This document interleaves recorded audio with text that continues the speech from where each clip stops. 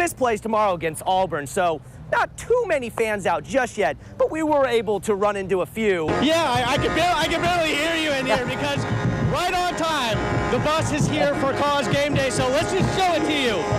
There you go, the famous orange bus. It's nice to see you this Thanksgiving. You are probably stuffed with food, but hey, maybe you can hang out with us for just an hour as WJTV previews the great rivalry of Ole Miss and Mississippi State football. Welcome back to sports. I'm Blake Levine, live in Omaha for the College World Series. And man, I'm just kind of getting comfortable here. I'm in the dugout. Yes, I hear it's cold, and it looks like I have some buddies that are coming to bring it on. Oh, thank goodness, yes.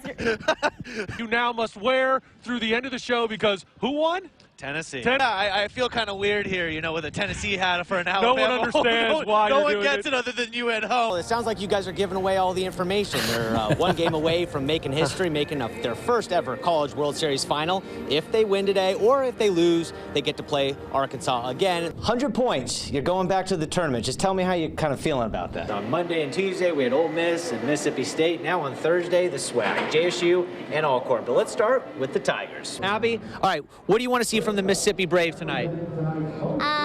If they can win the champion again. All right, she wants to see him win the championship. Now, I'm going to need you to say this, all right? You're going to say, that's going to do it for sports, but luckily we're coming back. Luckily, we're coming back. This is Mason Nichols. You've probably seen him on our TV screen a lot, maybe celebrating a championship last year and this year. Just one was high school and one was college.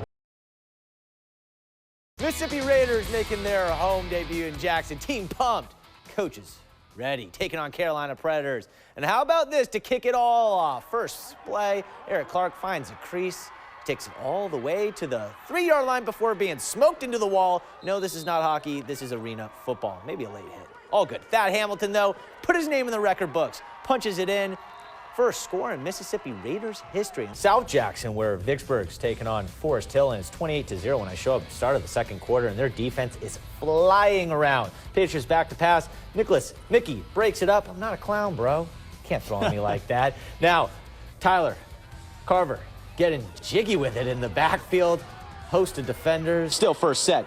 Emily Davis, the other 9. Smooth operator with the spike. Brandon, they would win set 1. Set 2, though, a little bit of a different story. Germantown, flashy. Diana Wells puts a dent into the ground. Mavs take set 2. Set 3, Brandon would take it.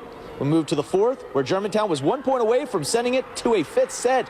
But not on these Bulldogs. Sunny Shepard, a kill, and they would rip off 5 straight, including this. Davis spikes it. They win. Ring them. Brandon wins 3 sets to 1.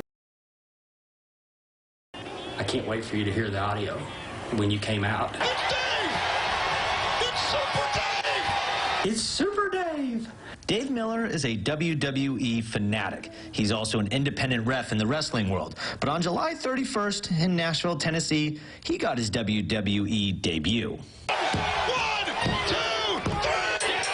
Minor leaguer, I got called up to the big leagues. I batted 118, but I hit a home run. Dave got to do the final 3 count on Ric Flair's final match, a victory for his childhood idol. Flair, nicknamed the Nature Boy, is one of the legends of the sport. It's top 5. I mean, you get knock out the wife, the kids, and the grandkids, and it's pretty high up there. What's crazy about this whole event is Dave didn't know it was coming.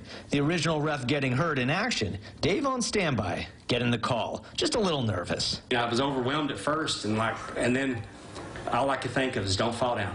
Don't fall down.